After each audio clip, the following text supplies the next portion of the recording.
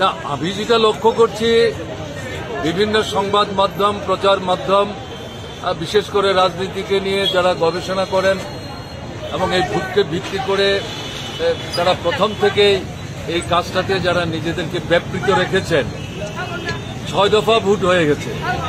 আগামীকাল শেষ দফা অর্থাৎ 7ম দফা।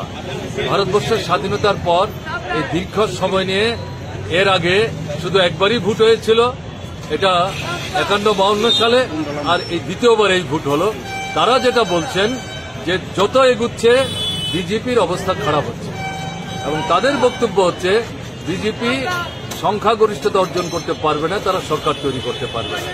তো তাদের এই মূল্যায়ন যদি সঠিক হয় আমরা নিঃসন্দেহে উৎসাহিত হব, অনুপ্রাণিত হব এবং এটাই বাস্তবায়িত হোক তার জন্য প্রত্যাশা নিয়ে আপনাদের মতো আমরা অপেক্ষা করছি।